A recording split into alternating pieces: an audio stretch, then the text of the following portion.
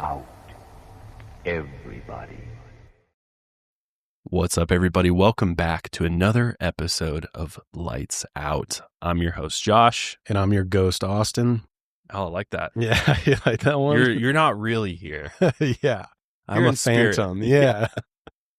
But our producer, Danny, is somewhere off in the world, enjoying some much-needed time off. He is. Yeah. He's doing well. He's been working hard. Yeah. You know what? We had to give him a break. You know? Yeah, He deserved a little vacation time. So Yeah, he did. he's out living his best life, somewhere beautiful as well. Yeah. So excited to hear about his travels when he gets back. But we are joined by none other than Tom.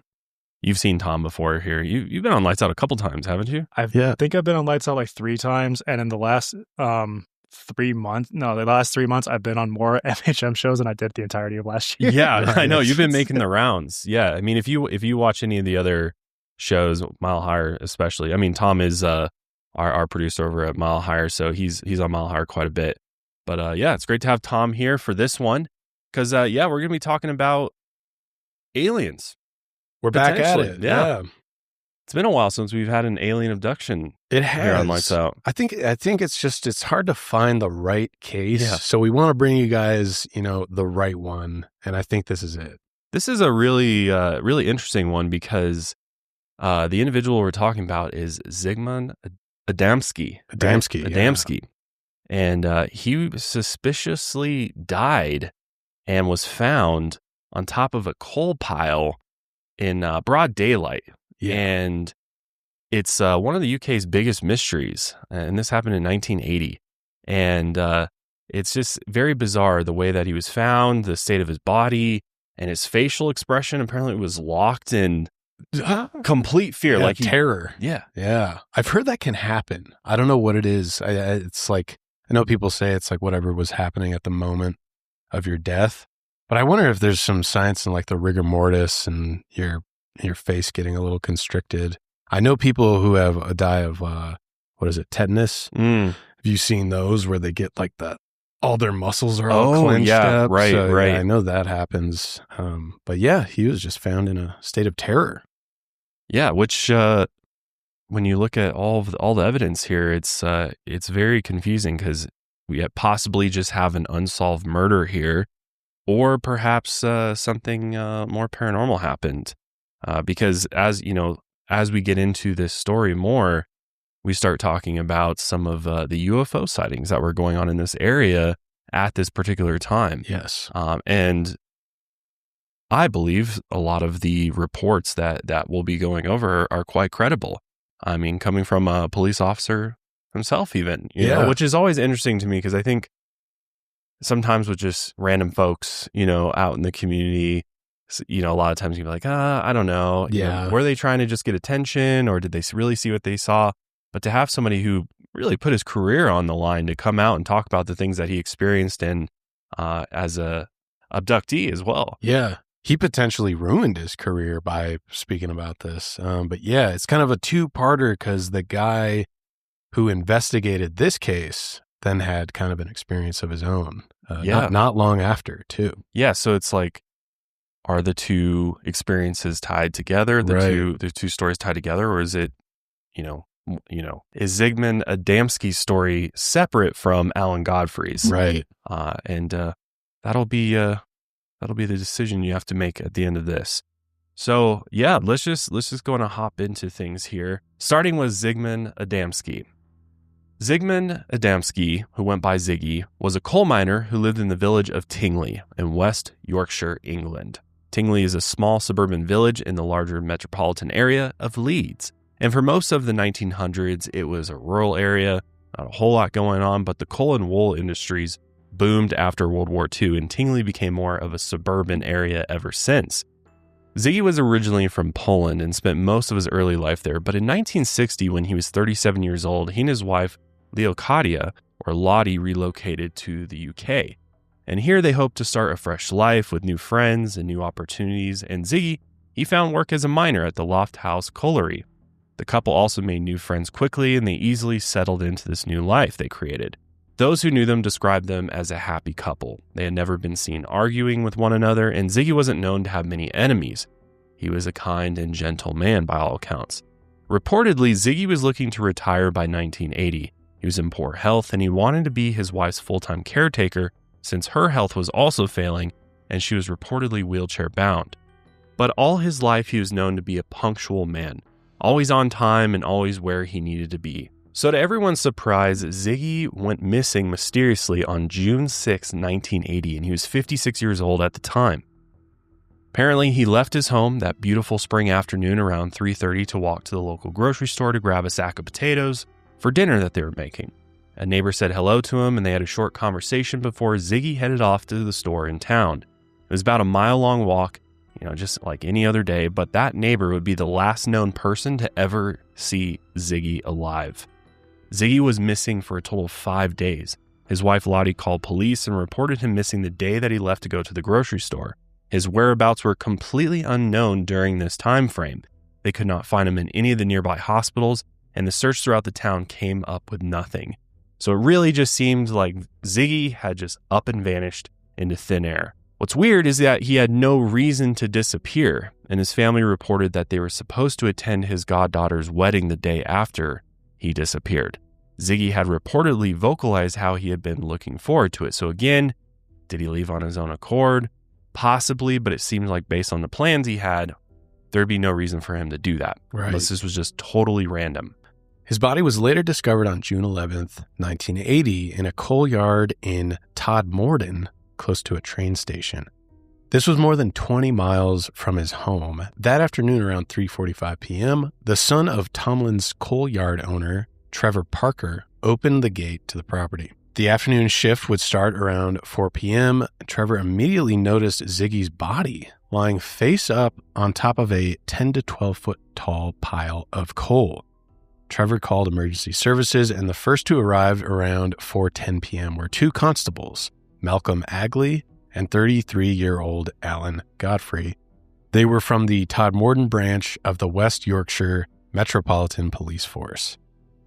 And Alan Godfrey, as we kind of mentioned earlier, will become a pretty big player in this case.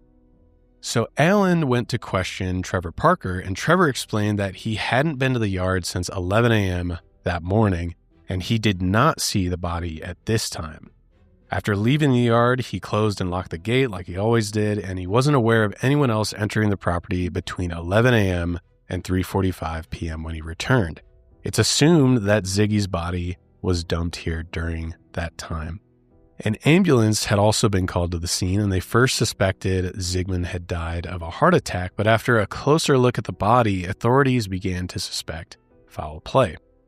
They noticed bizarre second-degree burns on his upper back, neck, and shoulders. The wounds were also covered in this weird, strange jelly-like substance, something like, kind of like petroleum jelly or something. Aloe gel or something? Yeah. Something potentially used to treat burns, they assumed. And these burns, along with the location and time frame of his body being discovered in the coal yard, suggested that Ziggy's death might not have been natural.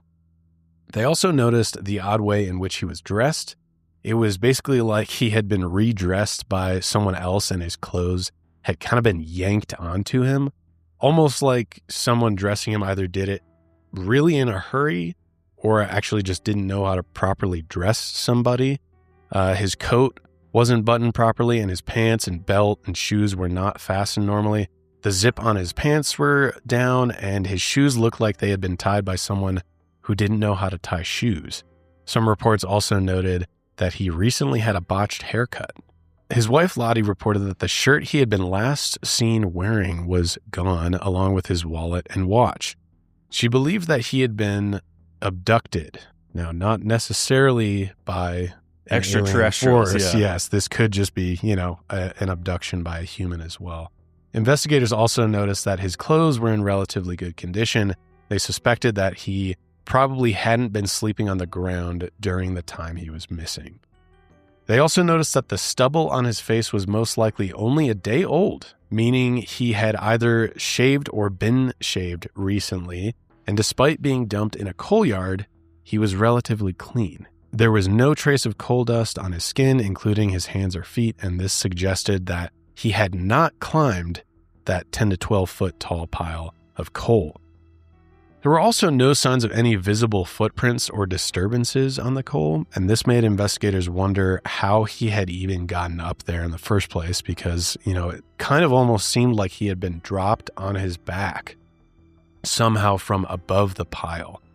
Constable Alan Godfrey also reported that Ziggy's face, as we mentioned, he had his eyes wide open and he appeared to be in this look of fear that was just locked into his expression. And Alan Godfrey was quoted saying, quote, "Those eyes were staring up at me.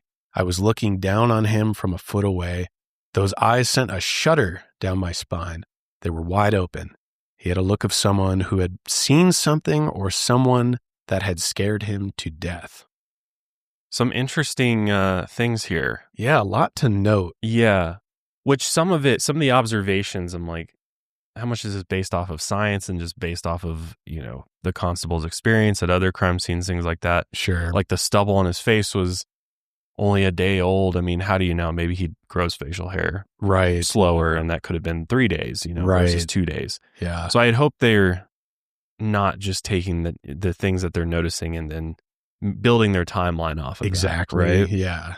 But it is odd that he's on top of a coal pile, of which coal is, dirty. I mean, it gets everywhere. Mm-hmm. And so the fact that he's not just covered in coal is very, very bizarre. And then the fact that there's no visible footprints or disturbances to the coal pile, which obviously led them to think that somehow he was dropped on top of it somehow without disturbing any of the edges of the pile, right? Which is very strange. And you had mentioned like maybe somebody had poured the pile and then he had fell out of it on top of it. But I feel like if in that scenario, who's dropping the coal? Wouldn't they notice a body come flying out of the end of their bucket or something? And wouldn't he be super dirty and nasty? Yeah. So all very bizarre. Mm-hmm. The post-mortem medical examination was carried out later that same night, and the coroner, James Turnbull, confirmed the presence of Ziggy's odd facial expression and explained that Ziggy must have been experiencing intense pain or fear when he died.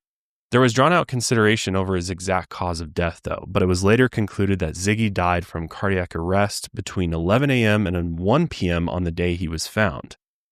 And, unfortunately, we don't have like the autopsy report or anything to verify this, but I assume that in that post-mortem examination, they actually like took a look at his heart. Oh yeah, for sure. And to figure this out, and they're like, well, maybe process of elimination must have been this. Yeah. Ziggy's wife, Lottie, believed that he had been scared to death. Whatever he had experienced in his final moments was so horrific that it caused him to go into cardiac arrest, which is interesting. I mean, that can happen. Yeah. You ever heard people doing like free falling or skydiving and they have a heart attack like in the air? It's just too much of a toll on their heart. I've definitely heard it happening before. Rabbits die that way too. Really? Rabbits can die from fear. Whoa. Like a dog can scare a rabbit and kill it without ever touching it. That's so sad. Yeah, like there's just the fear. It's like a mechanism that they have that if they get too scared, they just die before they get eaten. You know what? But that's kind of nice. Yeah, it kind of have to live through the trauma right in your final moments. Yeah. All right. Spring is in the air. You know what that means? I want to be outside. 100%. Not inside slaving over the oven, the stove for hours and hours. Absolutely not. Or worse, grocery shopping. Yuck. I mean, I don't know if anybody else's grocery stores out there are like ours, but they are just always busy. Yeah. Doesn't matter when. And if you go on a weekend, it's a hellish It's awful, yeah. Mine's set up like a labyrinth, too. Yeah. There's no end, also. It's just, you just get trapped inside. They do it on purpose, too. Yeah. Then they keep you in there. Yeah, they close the doors. I get stuck in there for days sometimes. It's like weird. an escape room. Yeah. You have to do puzzles to leave. Where's the closest Cheez-It box? Well, the point is, You don't need to go to the grocery store anymore because Hungry Root has got you covered. It's like having your own personal shopper and nutritionist all wrapped in one. They take care of the weekly grocery shopping, recommending healthy groceries and meals tailored to your tastes, nutrition preferences, and health goals. This is by far the most customizable and high quality meal kit I've tried. And my family loves it so much that we're paying subscribers of Hungry Root now. And we eat Hungry Root at least 3 times a week because the meals are absolutely delicious. Like even today for lunch here at the office, I brought in a chicken Caesar salad, and a lot of their proteins are sous vide. You don't even have to cook it. It's already cooked, but it's still juicy, succulent, soft chicken. Mm-hmm. And it's like vacuum sealed in there. Yeah. Seasoned, ready to go. So I just put the chicken on a plate, throw it in the microwave, heat it up, make the little Caesar salad kit. It had some nice seasoning on it, and it was absolutely delicious. I think it was like a chili lime Caesar salad. Yum. Yeah, it was like, it's just banging. It's like one of our favorite go-tos for quick at the office meals. Real nice. And then we've got like a lemongrass chicken I think we're having tonight with some jasmine rice. Love jasmine rice. But the difference between Hungry Root and all the rest out there is just how easy it is. Like 15 minutes is all you need to get a meal on the table. It is the fastest meal kit I've ever done before. Yeah, we've had several come through. Yeah. And this one is easily the easiest. We love it for that reason, but also it's just customizable. You know, all the food's high quality. They don't have any nasty, artificial preservatives and high fructose corn syrup, artificial sweeteners and all that stuff in any of their food. And they only source the top quality meat and seafood free of hormones and antibiotics. That's hard to find. It is hard to find, very hard to find. And it's very affordable as well. It's kind of shocking. You can, if you do the math on your weekly grocery shop and then go to Hungry Root and, pick out the meals you need for dinner for the family or dinner for yourself, it will likely be cheaper than shopping at the local grocery store. I swear to God, I spend maybe $100 at the grocery store every time I go. Well, I don't even go anymore because I hate it, but I would. And I'm like, what? I got a snack and some Cheerios and it's $100. This is insane. Plus those $25 eggs. Yeah. You know what? I love eggs too. My heart broke when egg prices skyrocketed recently. Same. I love eggs. Yeah. Eat eggs at least a couple times a week. Yeah. But Hungry Root has got you covered on all those things. They got the snacks as well. They've got smoothies. They've got kids snacks. They've even got sweets, salad kits, and even supplements. So if you haven't checked out Hungry Root, then now is the time. I love Hungry Root, so take advantage of this exclusive offer. For a limited time, get 40% off your first box, plus get a free item in every box for life. Go to hungryroot.com/lightsout and use code lightsout. That's hungryroot.com/lightsout. Code lightsout to get 40% off your first box and a free item of your choice for life. hungryroot.com/lightsout. Code lightsout. What's also interesting, though, is that the coroner reported that Ziggy's stomach contents showed that he had been well fed while he was missing, but his intake of food had stopped on the day he died. What does that mean exactly? Yeah. So his abductors, if he was abducted, he was given some was food. Fed. Well fed, too. Not just full meal. Yeah. As for Ziggy's general health, the coroner reported that he was healthy, clean, and well cared for. As for the burn marks, they are estimated to have been inflicted on his body about 2 days before he died. They may have been caused by a hot or corrosive fluid. A home office laboratory reportedly tested this jelly-like substance, but they were unable to identify what it was. There was also no local hospital records of Ziggy ever receiving treatment for these wounds. James Turnbull said Ziggy's death was the biggest mystery of his entire career. He did mention that they should, quote, not leave any stone unturned and that whatever can be done will be done. I shall see to that. So he was very determined to try to figure out what had happened to him. Mm-hmm. Investigators still couldn't find any reason, though, for Ziggy to vanish on his own. And how did he go from, just walking to the local grocery store to 20 miles away? Right. And who took him there and why? Right. Another reason to get Hungry Root. Don't go to the grocery store. Exactly. Bad things happen. stay safe, stay home.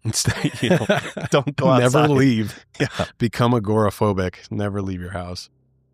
And when they did some preliminary investigating, they really couldn't find anyone who in his immediate circle would have potentially wanted him dead or had beef with him. So, they're really going off of not a whole lot. And by September 25th of that year, the investigation really failed to find any more evidence to provide answers as to what happened to Ziggy.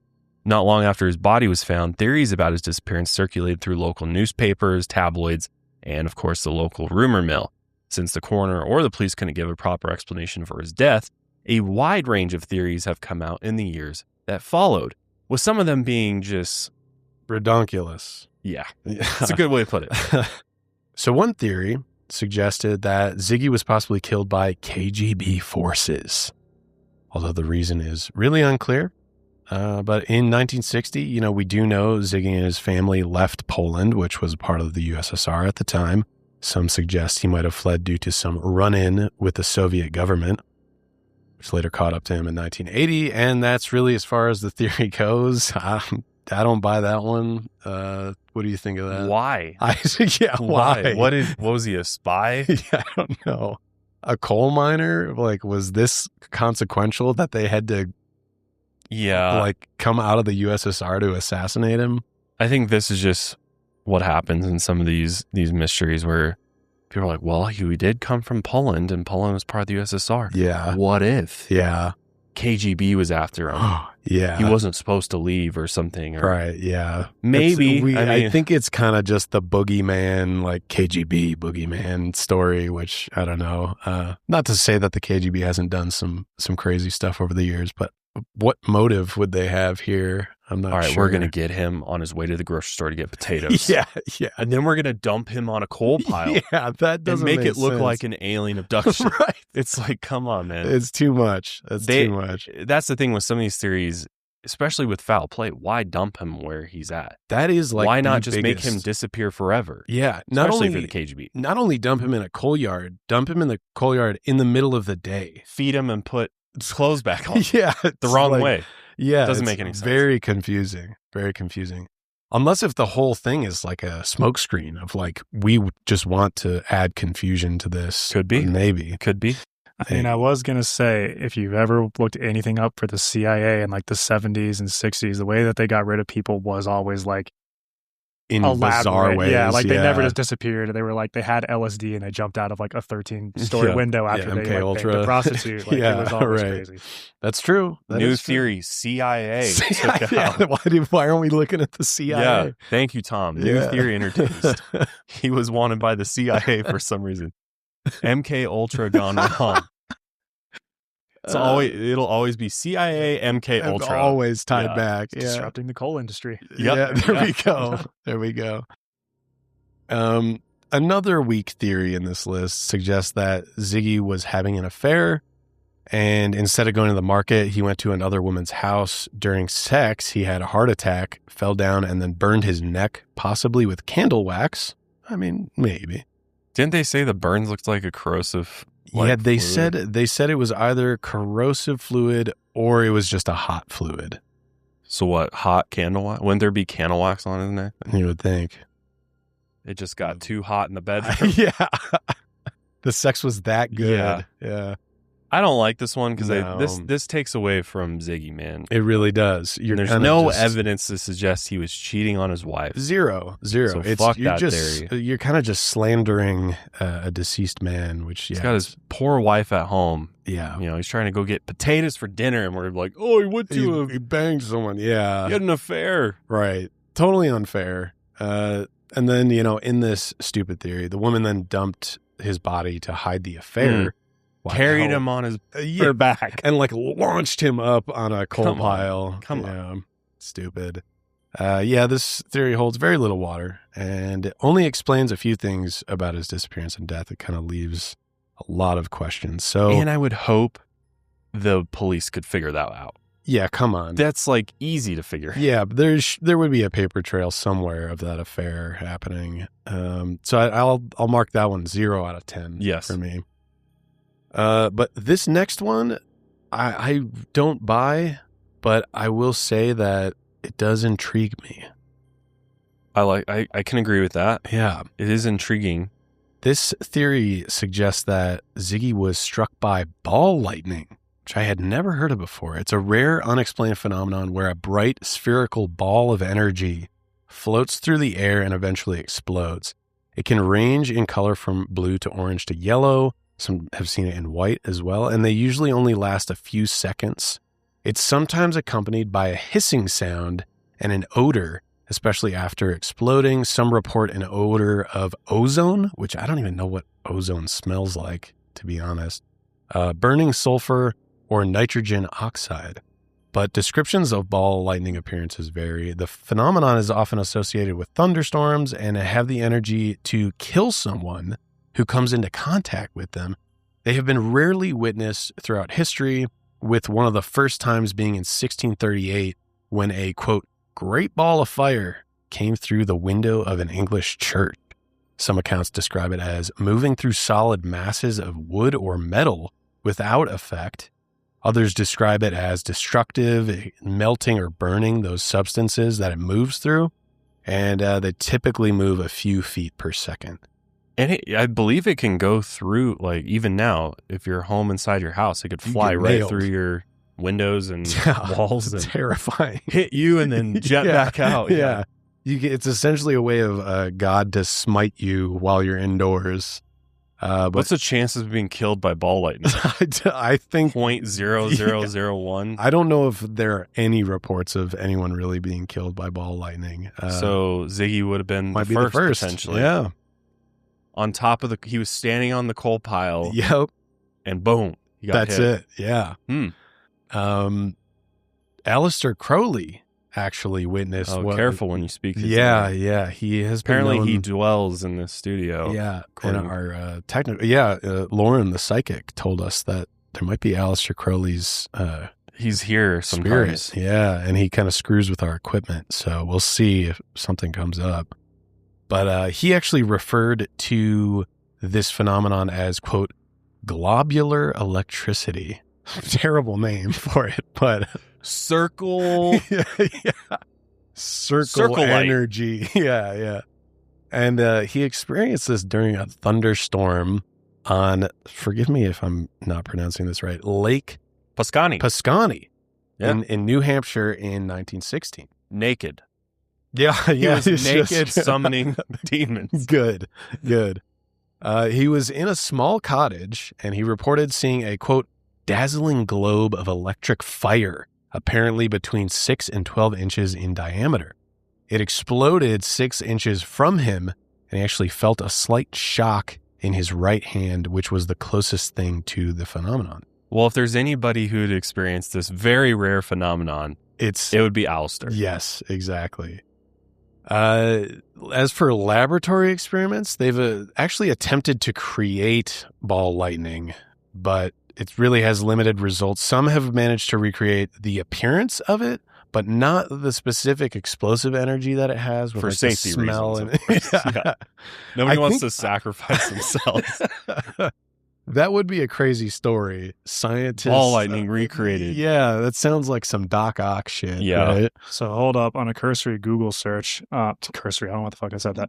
On a what are you, AI over here? Bare bones Google search. A scientist named George Reichman, at least I'm assuming it's how it's pronounced, a scientist was killed by ball lightning while conducting an experiment to recreate it. No way. In what, 1412?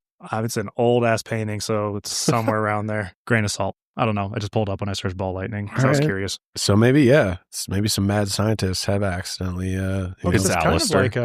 yeah. I mean, it's the same thing, but it's not the same thing, but similar to, like, you've heard of swamp fairies, right? I assume. Yeah. Because I think that was like a theory that somebody I was reading up on, because they were trying to use ball lightning as an explanation for something. And their theory was that, like, it, like in this particular, it was a survival story. I don't remember what it was about, but it was like their theory was that it hit a pocket of like swamp gas or whatever, and then basically like conducted. Yeah. And then, like, just kind of created all these little like exactly glowing things everywhere. I like that.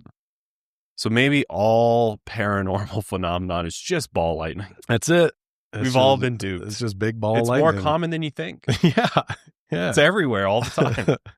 This is funny, though. I came across this research. Some have theorized that about half of all ball lightning sightings are hallucinations. True. I could see that. Others are caused by magnetic fields during storms.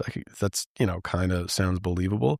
Many researchers agree that ball lightning exists, but the bizarre phenomenon still remains somewhat of a mystery. But I did come across some more recent research. Only one major study has successfully explained ball lightning, and in nature, by the way, not it was in not a lab. Yeah, scientists from Lezhou, which is China's Northwest University, researched the phenomenon in July 2012. In an outdoor study on the Tibetan Plateau, they were able to capture exactly 1.64 seconds of ball lightning on digital video. It had a diameter of 16 feet and traveled 49 feet in 1.64 seconds. So very fast. If you look at it, this picture we have here, that's the actual ball lightning is on the far left, and the rest is like the spectrum of color that's expanded. The researchers following a paper published in 2014, it proposed the theory that ball lightning is actually a result from lightning striking the ground and vaporizing some of the silicate minerals in the soil. Carbon in the soil strips the silicates of oxygen through chemical reactions, creating a gas of energetic silicon atoms. I don't really understand all that, but I'm going to pretend like I do. And then these then recombine to form nanoparticles or filaments, which, while still floating in the air, react with oxygen, which releases heat and emitting the glow. The ball was also sensitive to electric fields, and generally this has become a popular explanation for ball lightning in recent history. Sounds like a hoax to me. You think so? It might be. I don't know. I feel like this is maybe a good attempt, but I think it's just God smiting. I like that, yeah. It's just the Almighty throwing down lightning spears at us. Yeah. Yeah, I don't know. So some basically point to ball lightning as the cause of Ziggy's death, and here's why. If you all remember, he had the odd burns on his upper back, neck, and shoulders, but some reports claim that the weather was calm and clear on that day he disappeared, which, I mean, if we're going with the smite theory, maybe, but it was a clear day. That makes it even odder. Some have argued that ball lightning has nothing to do with the weather and can be caused by adjacent power lines or altitudes higher than 1,000 feet.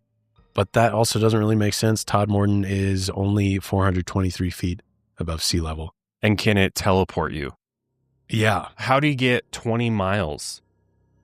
Right, yeah. So some claim there might have been some other unexplained natural phenomenon that killed him, but these theories, they don't really explain how his body ended up in the coal yard on the day he was found.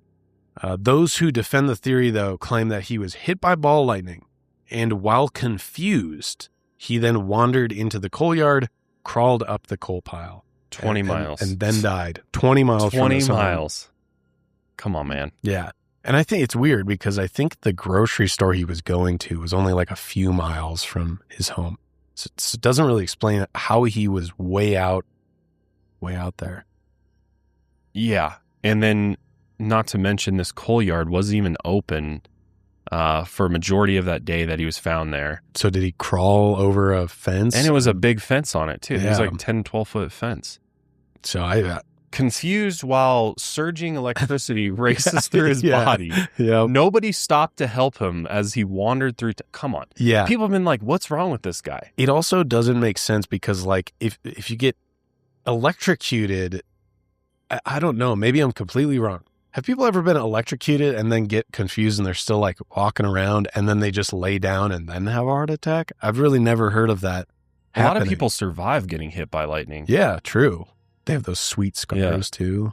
Which obviously if you're an older male or just an older person, you might have a higher chance of dying. Sure. Especially if you don't get, you're not like getting medical attention. And right. Making sure that like maybe it, kind of put his ticker out of whack. Right, yeah. Like his rhythm. Uh-huh. You have to go and get that fixed. Yeah, it was almost like a, what do you call it, defibrillator to his system.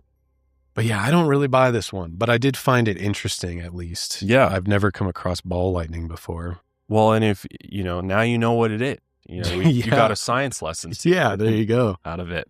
But the leading theory, my favorite theory of them all, is that, extraterrestrials from somewhere else abducted him, and they were involved in his death in some way. So as the theory goes, Ziggy was abducted sometime on June 6, 1980, after he headed toward town to the local grocery store. Although it might seem a bit far-fetched at first, many, including the Constable Alan Godfrey, couldn't rule out that alien abduction theories had some legitimacy. The area where Ziggy's body was found, the rural countryside town of Todmorden, and the surrounding areas are historically known for their just being a hotspot for UFO sightings. I mean, there's lots of very famous UFO incidents in the UK. In the weeks leading up to Ziggy's disappearance, there had been several reports of strange lights in the night sky around Tingley and Todmorden.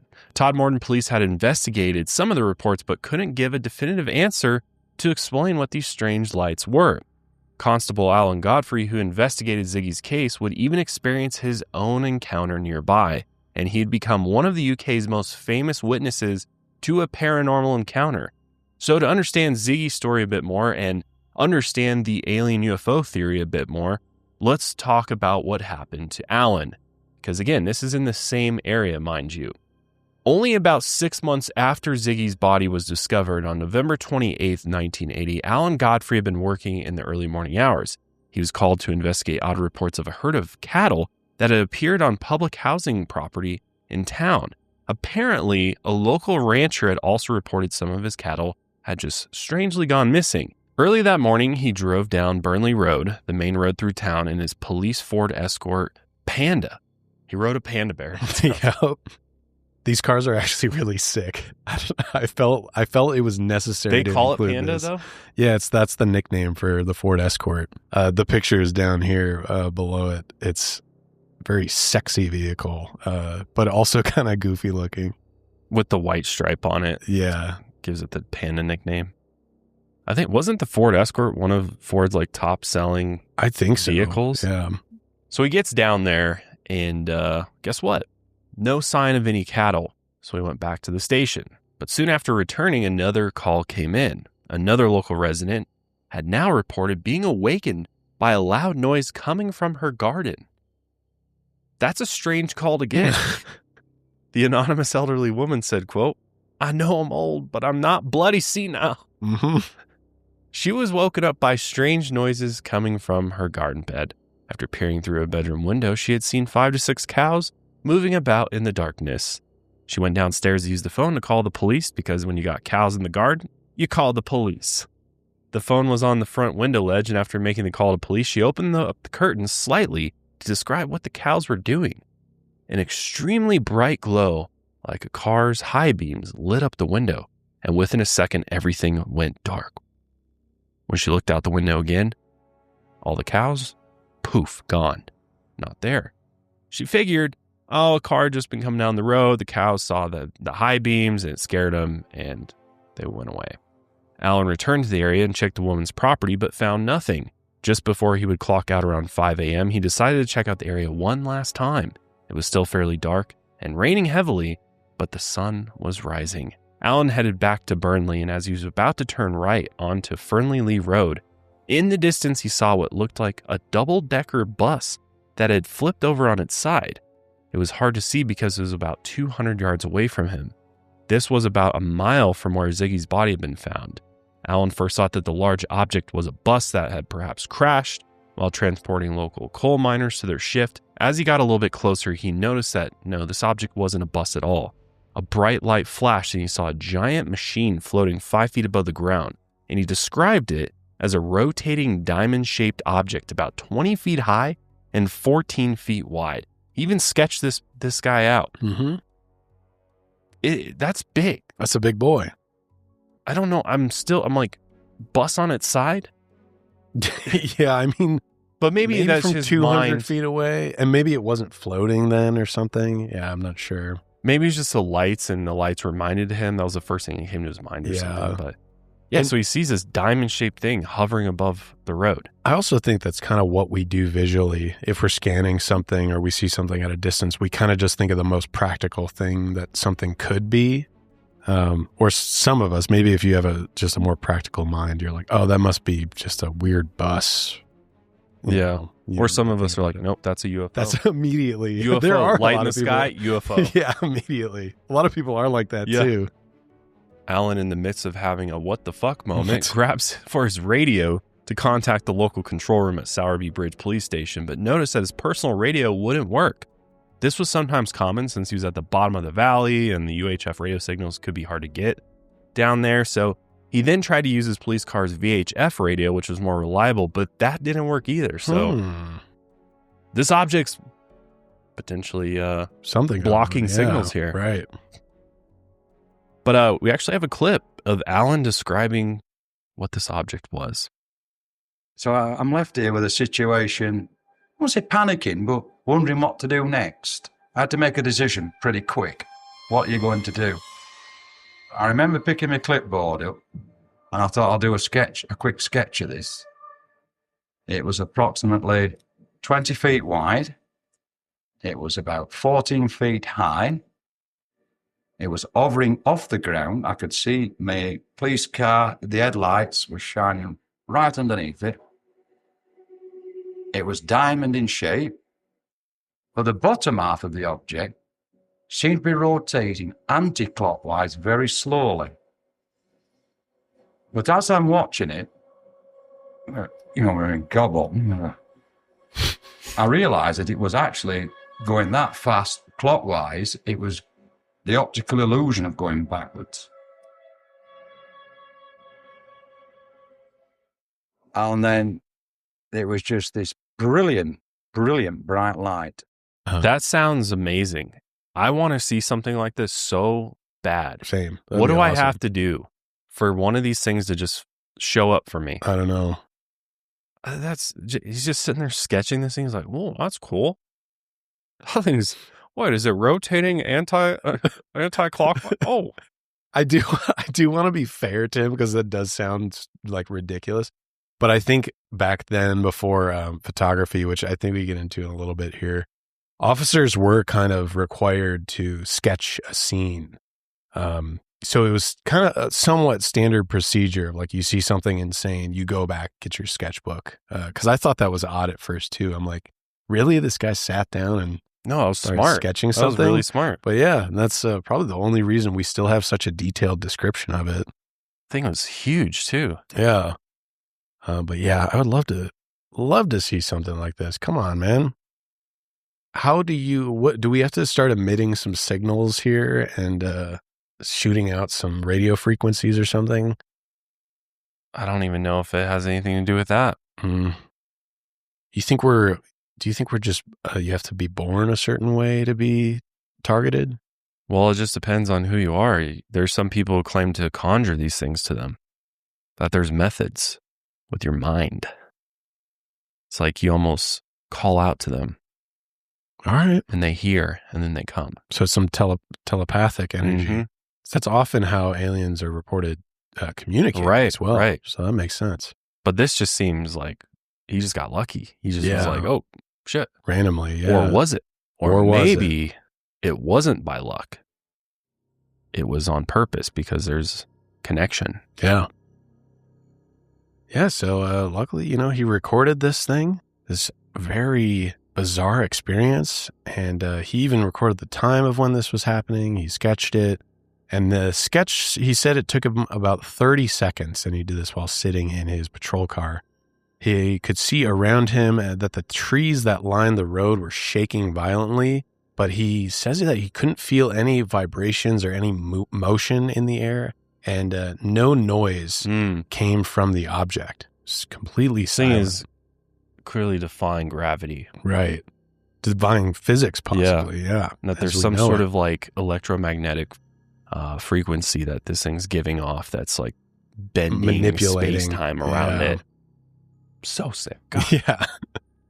After the sketch, when he looked back up from the page, he saw this really bright flash of light and noticed that the odd mechanical object had vanished.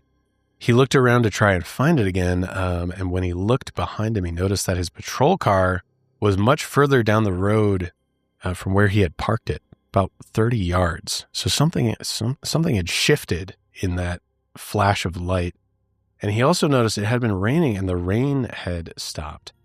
So knowing something was off, he checked his watch, even though it felt like mere seconds had passed, maybe a minute at most. His watch told him that nearly a half hour had gone by in the blink of an eye. And this is common. It's what's known as missing time phenomena and is very common in reports of alien encounters. He then drove his car back to the original spot and noticed the ground was perfectly dry where the huge machine was. Even though it had just been downpouring a few minutes earlier, there were also a swirl of leaves that seemed out of place. When he touched the dry ground, it seemed warm, which was odd for late November weather. A bit later, he noticed that the sole of his police boot had split near his toes, and he couldn't explain why, but it almost looked like he had been possibly dragged forward across the ground until the front of his soles started to break away. And soon after the odd encounter, he returned to the police station.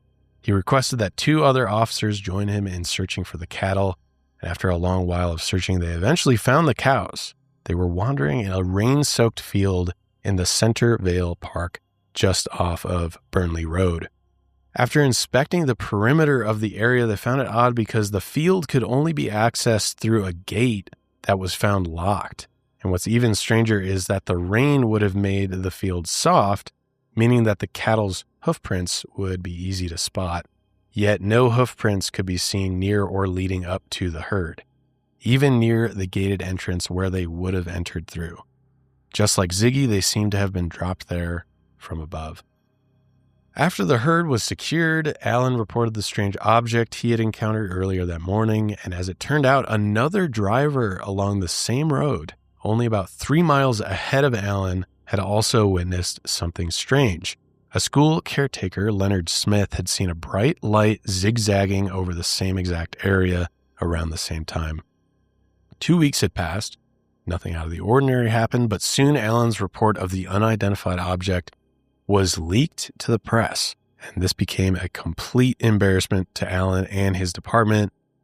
According to him, he was soon an outcast, and despite having 2 commendations for his police work and a good track record, he was quickly ostracized by the other officers and his superiors. And one day, one of his colleagues said, "Hey up, it's Captain Kirk," referencing Star Trek. So they started to make fun of it for all this.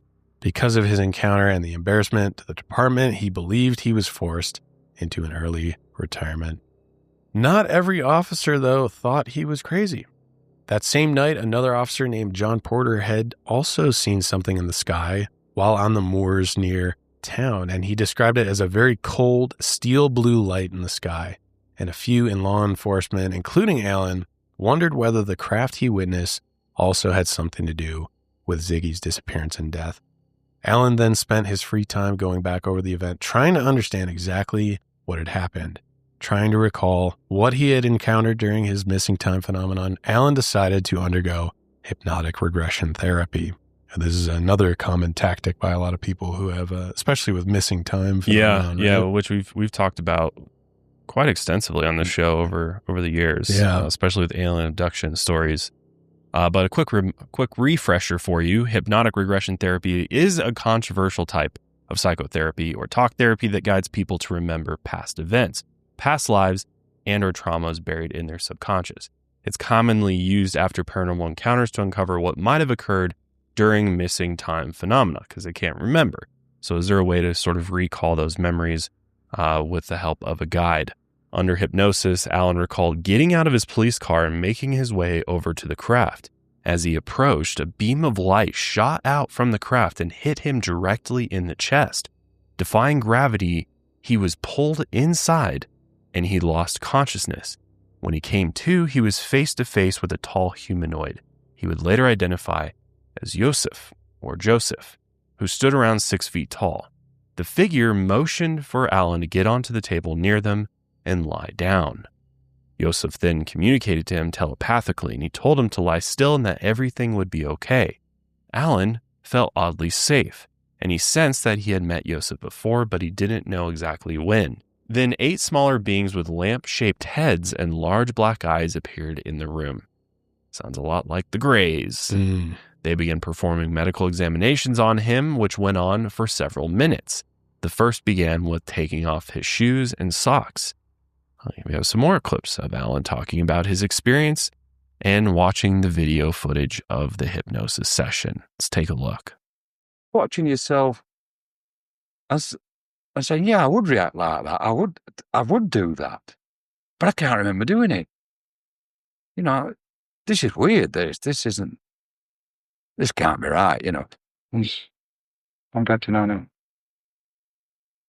You're getting on the bit. Why are you getting on it now then? I just thought about getting on it. No, right. I describe these creatures attaching something, a bracelet or something, to my leg. And these little things came over and plugged into this. Oh, when I heard that did it for me. I had to say, what do you do? Do you believe what you're saying? I mean, been abducted by an alien? I mean, it's not right, is it? You know, come on, it was bad enough having to live with the I've seen a UFO syndrome. Never mind, I've seen a UFO and been abducted. Disturbed me. Yeah. So I had to come up with a solution. All these things are flying around in my head, and I'm thinking, there's got to be an answer. There's got to be I'm a policeman. There's got to be a rational answer to this. Why am I saying this? What am I coming this incredible story for? Did it happen or didn't it happen? I believe Alan wholeheartedly. I don't believe he's capable, or that for that matter, anybody's capable of duping something for so long under those conditions, i.e. 3 months apart, quite obviously hypnotized, quite obviously deeply hypnotized, comes out with the same scenario, same answers to the same questions. No, I don't believe his life for one moment. Well, I like how skeptical he is of his own story with the hypnotic regression. Yeah, he's very logical about it. He's like, how could I have... I'm not that kind of person to just make things up for the sake of, telling a good story. Right. He's like, this is just what happened during my hypnosis regression therapy. And again, it's something that he's maintained consistency with over the years and multiple sessions and things like that. So as far as the therapy sessions, because he does later say, he's like, I've never claimed that this happened. He's just saying that the therapy sessions happened and this is what I recalled. But he's like, I've never definitively said that I was abducted. Yeah. So he is pretty straightforward on that. But back to a little bit more about his experience that he had. Soon, Alan became stressed over the examinations that these beings were doing, and eventually the beings stopped what they were doing. They communicated that this stress would cause him to have a heart attack if it continued. So the examination ended, and Alan was returned to Burnley Road about a half hour after they abducted him. So you have to remember that once he if this happens the way that it did, once he goes aboard this craft, time it moves differently there clearly, like 30 minutes, on our planet versus this isn't, these UFOs are in their own sort of gravity field. So time is moving at a different rate. All right. Theory of relativity. Yeah, right? exactly. Yeah. So that's why there's this discrepancy, because some people are like, wow, they did all of this in just 30 minutes and got him back out. No, well, it's like, he could have been. It could be that quick. It could have been that quick. Could have been like a Jiffy Lube, in and out. You're up. Get in here. Yeah. Quickly do their examinations and got him dressed, fed him a meal, Try to imagine what a human oil change would look like. Yeah. Yeah, seriously. Drain the fluid. Yeah, right. It kind of seems like restore the fluids. Yeah. Zip, zip, zip.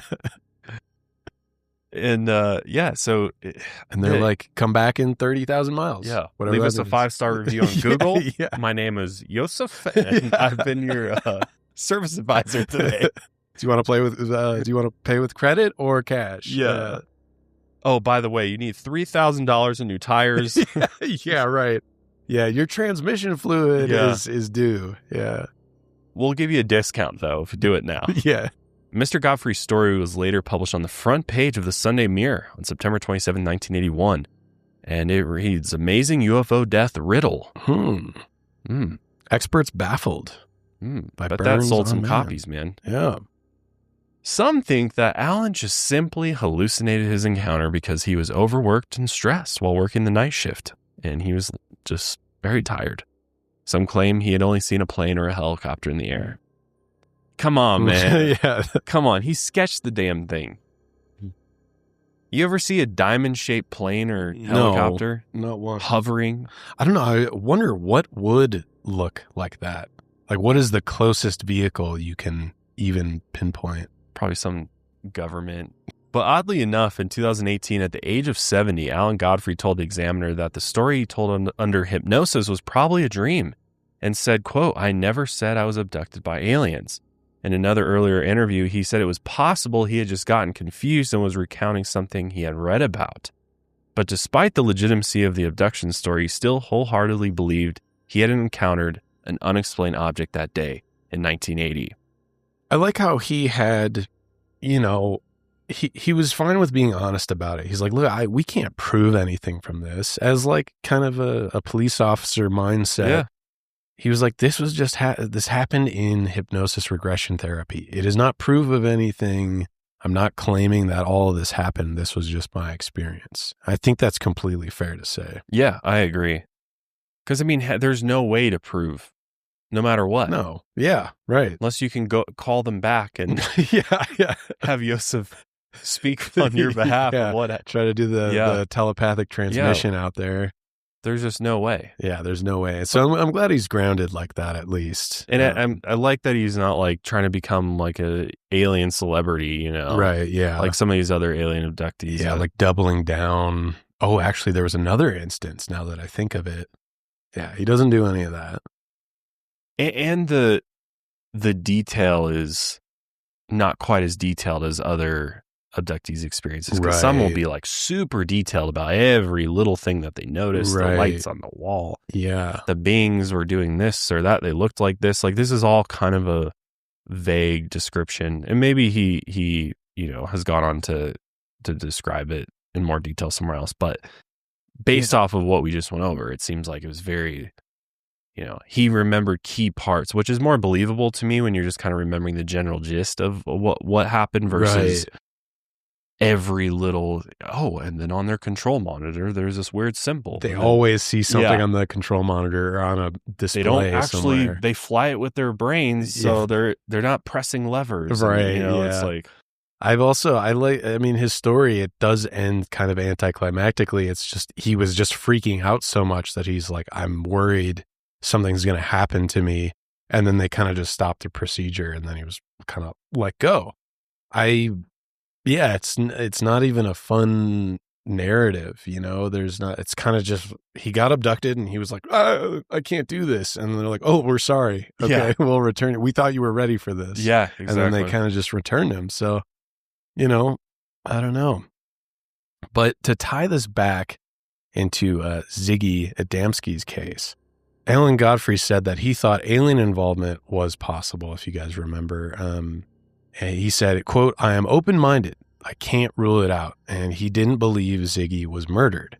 He also compared the case to another possible alien abductee, Travis Walton, who also had disappeared for 5 days, but Travis survived. Yeah, he was instance. Gone for 5 days. Yeah, that's wild. Yeah. Since Ziggy appeared well-fed, clean, and like he had just shaved not even a day before, some suggest that he was held in some form of suspended animation, either in stasis or outside of our time. One theory proposes that he was pulled out of this stasis at some point during his abduction, but he was so shocked at his circumstance that he suffered a massive cardiac arrest and died on the spot. He has essentially died from fear, and then he was dumped from the flying craft onto the coal yard. For this theory, many questions remain. What would the aliens have wanted with Ziggy's wallet, shirt, and watch? Which, if you remember, those were reported missing as far as his wife remembers when he left that day. Some suggest this might have been accidental, which could explain the jelly-like substance's possible use as a healing ointment. This could also explain why the substance couldn't be identified, since it was possibly synthesized by alien technology. Still, why would his abductors drop him on a pile of coal in broad daylight? Why not hide or destroy the body? But some suggest that if Ziggy's death was maybe accidental, his abductors might have felt guilty and that they felt like they had to return him to Earth. Yeah, aliens have morals. They might, it is a rational explanation for like, oh, Jesus, this was just a botched operation on this guy. We did not mean for this to happen. And then they warp him back, and then he accidentally ends up in a coal pile somewhere. Well, maybe the coal pile is just because it was maybe they're like, oh, well, if he's here, maybe, because obviously they don't want to, have the trail lead directly to them. Right. So maybe they're like, oh, well, maybe they would believe that he just fell or, something happened in the coal yard or. It is weird, though, because it's like there's a lot of open fields out there, too. Right. He could have just showed up on the side of a road somewhere. Like, right. A lot of other abductees end up, like, out on the road somewhere, somewhere where they could easily get back to. The only thing I can think of is that maybe they analyze that property and they're like, okay, the coal yard is closed between these hours. No one's going to be there, but someone will show up soon enough to find him. So, like, we want someone to find him as fast as possible or something. That's, like, the only thing I could think of. And maybe he was still alive when, he actually left the ship. And then when he came to and he was like, and he died of just disoriented in the coal yard. Yeah. Who knows? Maybe he was locked inside. Yeah. Could have been flatlining as he was falling out of it. I mean, who knows? There's so many different scenarios here. Yeah. But according to Alan Godfrey, a more senior police officer at the Todmorden branch of the West Yorkshire Metropolitan Police Force in the 1980s, believed that Ziggy had been murdered by another human. But investigators couldn't prove it. Reportedly, many of Ziggy's family members also believed he was murdered and or died while being confined somewhere and then was dumped in the coal yard. About 25 years after Ziggy's death, John Hansen and David Sankey, investigators from the British UFO Research Association, or BUFORA, interviewed Ziggy's family members in 2005. And what's odd is that they found out, contrary to original statements in the investigation, that Ziggy had not been looking forward to his goddaughter's wedding. The wedding, which landed on the day after he disappeared, had originally been used to argue why he wouldn't have disappeared on his own. They added that there had been a family feud going on during this time, and a female relative had recently moved in with Ziggy and Lottie Adamski. This relative had recently taken out a restraining order against her husband, and the fact that she was staying with the Adamskis had caused tension within the extended family. This is all critical info. Why is this just now being found out by UFO researchers? The theory is that police maybe did know about this. They just had no evidence for anything. Yeah, no arrest. Bufora's investigation concluded that Ziggy had most likely been kidnapped by the female relative's husband and held in a shed. Here he had allegedly been tortured with battery acid, which is what caused the burns. After days of torture, he finally suffered a heart attack and died. According to the theory, the relative's estranged husband panicked and then dumped the body at the coal yard. Interesting.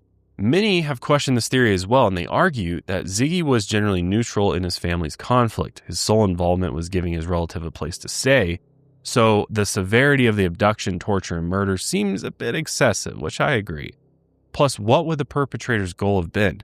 Is there more to this family feud story that was never revealed? Also possible. On top of this, it's generally understood that Ziggy's clothes had been removed and he was nude either partially or fully at some point during his disappearance. And the only explanation would have been for the perpetrator to burn him, but he was only burned on the upper body. So why had his pants been removed and put back on? I mean, there's other reasons for why they could, possibly. Oh, no. Who knows? I mean, who knows who this fucking guy is? He could be a total psychopath. Right, yeah. And who knows what he was fucking doing. That's a good point. Also, the jelly-like substance is also, again, not addressed in this theory. If it's assumed that the jelly substance is sort of a healing ointment for the burns, why would his torturer and murderer potentially have tried to heal him or, like, ease his pain? Yeah. That doesn't make a whole lot of sense either. And if he was missing for 5 days and had been murdered, why would the murderer dump his body inside of a locked coal yard in the middle of the day? Yeah, that's a just huge super question. Because come on, I think that's the weirdest part about this case. unless he worked there. I don't know. That never came up. That's a possibility. Unless there's a reason that he was dumped there because somebody who worked there or was in the coal business. Possibility. And dropped him there. But how? That's a possibility. Creating, leaving a lot of trace evidence there. Right. Because it'd be so much easier to just go. I mean, there's all this open land and tons of, better places to hide a body. Right. If you murdered them Mhm. or they died while you had abducted them. Right. Wouldn't you want it to be more discreet? But maybe not. I mean, maybe whoever did this to him wanted him to be found for some reason. But it just doesn't make sense. Possibly the same as, how we think the aliens could have felt guilty over it. Maybe, whoever the abductor was also felt guilty. So they didn't want to just dump him in a sewer somewhere. I don't know. Yeah. Plus, again, unless it was somebody who worked there and had access to the coal yard, even when it was closed, they would have had to bring his body there, climb over the fence, and, you would probably need help, if you're carrying a dead body into the coal yard, let alone putting it over a tall fence, then carrying it all the way without dragging it or anything like that.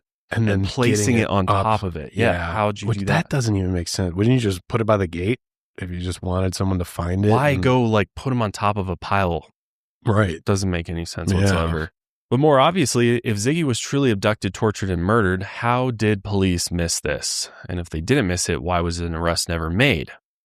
Again, reportedly, no evidence has ever been found to implicate the relative's husband. I'd be curious to see the police report on this whole incident. Yeah. And how much investigation was actually done into the family. Yeah. I think, the most practical explanation is something to do with the family. There seems to be some motive in there. But I think the biggest question for this case is obviously why the coal yard? Why that time? Why that place? And even just how? I really don't have any logical theories for that one. That's not aliens, right? Because the alien, I think that's why people immediately concluded aliens, because it would make the most sense if you're dropped from above by a spaceship. That makes sense.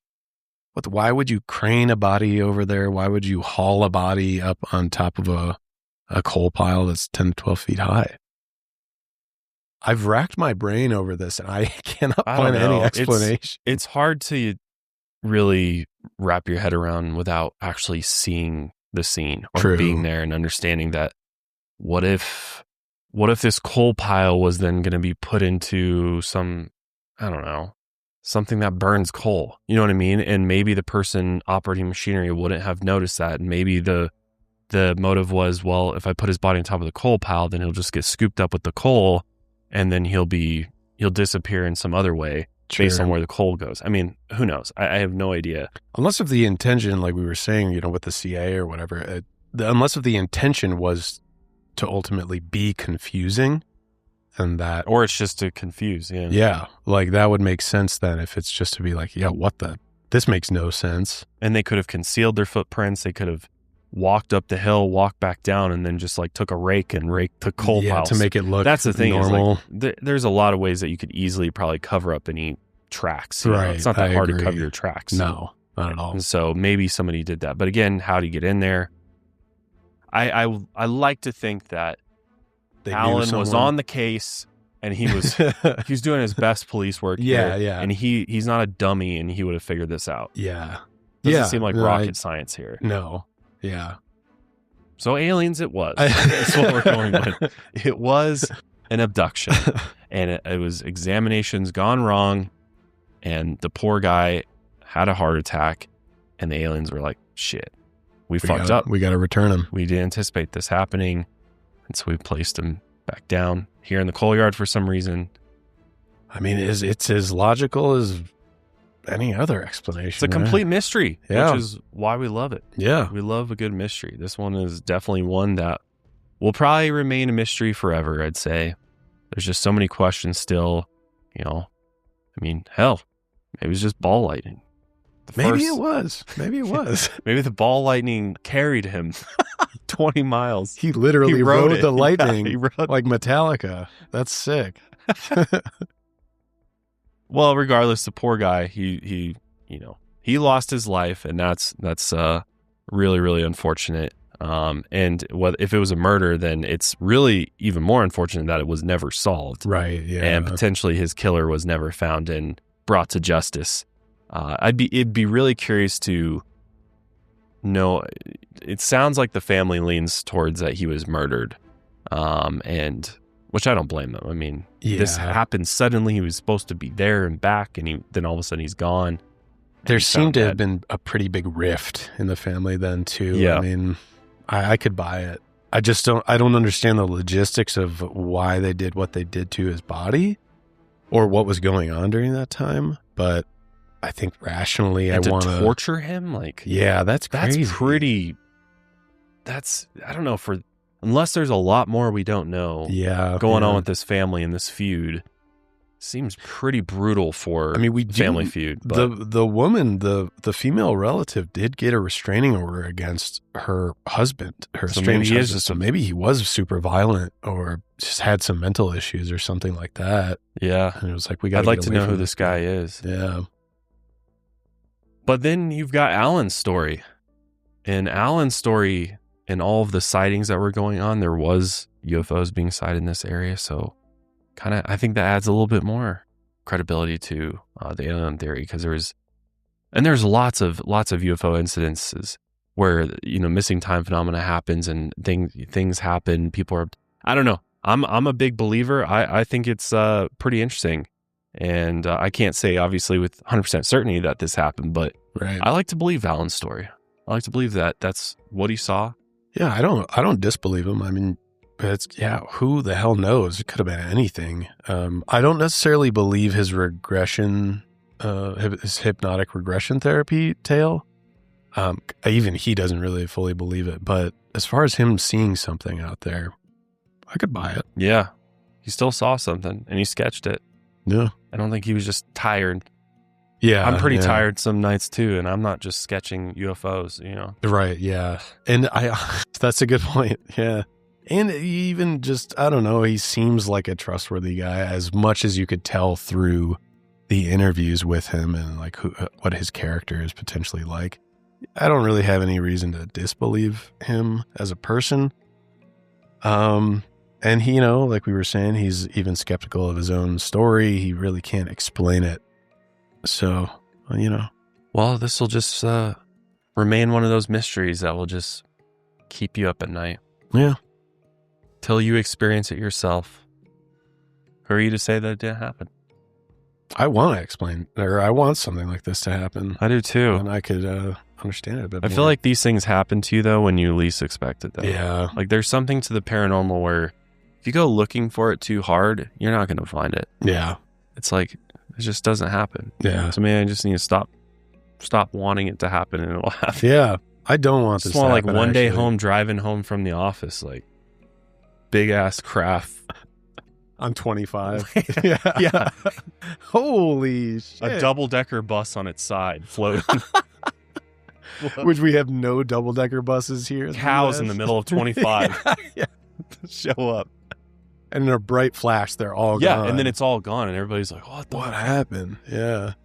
I don't know. I'm a UFO believer. I think it's actually happening. I don't think this is all hallucinations and I believe in UFOs fairy too. tales. I don't know if I believe like all the sightings of them, but I certainly believe they're crafts. Well, the U.S. government's confirmed their existence. Yeah. Whatever they say goes. We believe it. One of my theories is that a lot of these ships, not necessarily for this story, but are just experimental type stuff. Yeah, experimental, or even such advanced crafts that the U.S. government is not. It's like a foreign government's crafts that have gone undetected by our own technology. And so when they eventually do come across, like somebody spots them or they do pick it up eventually, it's almost an embarrassment. Like, holy shit, another government's technology is flying in our airspace and we did not even realize. And they might have such advanced technology that we can't comprehend because it's all confidential. I'm not saying all of them are like that, but I could kind of buy that. Which is terrifying in its own right. Yeah, right. That's just a Chinese aircraft right there. Well, I mean, have you seen China on TikTok? They're light years ahead of us in almost every way. Yeah, they got some crazy technology. You can be on top of a building, but yet still underneath it. You can be on a bridge, but then on the ground level at the same time. It's the craziest shit. Confounding. Have you seen those videos? Yeah. It's crazy. Like the architecture, and they got trains going through buildings and shit. It's incredible engineering. Wouldn't surprise me that it has some craft that can fly around undetected by our world best military that we're crafting up over here. Yeah. But who knows? But maybe it's beings from another dimension, another universe, another planet, which is what I like to believe. Yeah. But they're out there looking out for us. And they're nice. And they accidentally... They're just trying to figure out like what we are, what our DNA is made of. Maybe they're trying to crossbreed us with some other extraterrestrials, because maybe we are just extraterrestrials at the end of the day. Boom. Maybe we came here on a fucking asteroid. Boom. And there's humanoids like us out there in the universe trying to call us home. There's a cool series. I'm not going to spoil it, but along that thread that actually Tom showed me, the Themis Files trilogy. Themis Files. Yeah. Is this a show or a book? It's a book trilogy, and it's cool. It's all written in it's all like either reports or interview logs. All the books are written in that. It's just dialogue, essentially. Gripping story of the fight for humanity's future. Yeah. And sleeping giants, waking gods, only human. Yep. And the book starts with they find this huge mech buried, and they're like, what is this from, and what could this be? And as the story unravels, it's not, I don't want to spoil anything, like I said, but it's not too far off of that idea, that concept. Ooh. Maybe this author's had his own encounters. Yeah. This is pretty wild. Well, we want to know your thoughts. What do you think happened to poor Ziggy? You think this was the doing of an evil human being, potentially that estranged husband, or was this something more paranormal? Ball lightning. Or as Austin likes to say, it's always ball lightning. Always. That's your new answer for all things paranormal. From now I will somehow hauntings, ball lightning. yeah. Demonic possession, ball lightning.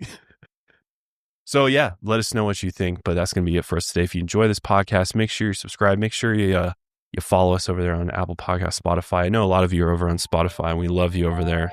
But if you want to see the video version of the show, we do still put it out. It's just on YouTube these days.